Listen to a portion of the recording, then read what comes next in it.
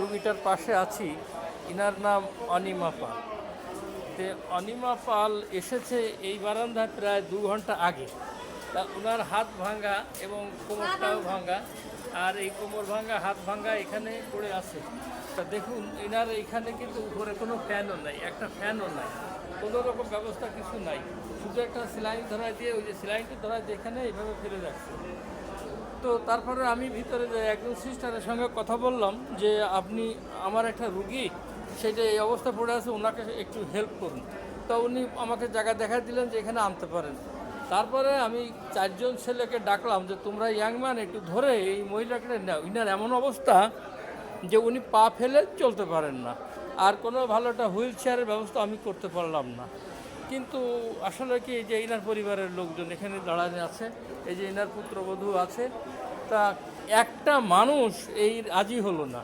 তো আমি একটা চেয়ারও ব্যবস্থা করতে পারলাম না। তা 4জন ছেলে যদি ইনাকে ধরতো, এই চাদরের পরে করে নেওয়া খুব সম্ভব ছিল। তো 4জন ছেলেই জবাব দিল আমরা আমাদের ঝামেলা নিয়ে ব্যস্ত আছি। আসলে ইনি হিন্দু মানুষ, আর আমি হিন্দু মুসলমান চিনি না, জানি না, আমি সেভাবে বিচার করি না। আমি মানুষ দেখলেই মানুষের হেল্প করতে চেষ্টা করি। তো এসেছিলাম সেইভাবে, কিন্তু 4জন ছেলেকে আমি এই কথাটা বোঝাতে পারলাম না। তারপরে তাদেরকে বললাম যে তোমাদের যেমন আপনজনের পাশে আছো, ইনিও কারণ না কারণ আপনজন, তো তোমরা একটু হেল্প করলে তো এইটুকুই হয়, তো একটু গায়ে খেটে দাও, অন্তত মহিলাটা বেঁচে যাক। কিন্তু তা কেউ রাজি হলো না। তো এইটাই পৃথিবী, এটাই হাসপাতাল, আমার আর কিছু বলার নাই। এনার একটা ছেলে আছে, ছেলেটা প্রতিবন্ধী, এই ছেলেটাও প্রতিবন্ধী। তারপরে এরা শত্রুতামূলকভাবে এনাদেরকে পরে যারা জোরদার আছে তারা একে মেরে এই অবস্থায় করেছে। কোমরের হাড্ডি ভেঙেছে, হাতের হাড্ডি ভেঙেছে।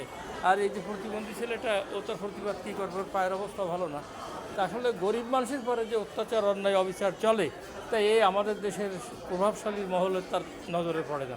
এটা খুব দুঃখজনক। আমি খুব কষ্ট পেয়েছি, বিশেষ করে এই মহিলার এহেন পরিস্থিতি দেখে। তা যারা দেশবাসী আছেন, আমার ভিডিওটা শেয়ার করুন, সারা পৃথিবীতে মিডিয়া মহলে ছড়িয়ে দিন এবং এর প্রতিবাদ করুন যে হাসপাতালে কেন এমন অবস্থা হবে, এমন একজন মুমূর্ষ রোগীকে কেন এভাবে ফেলে রাখা হবে।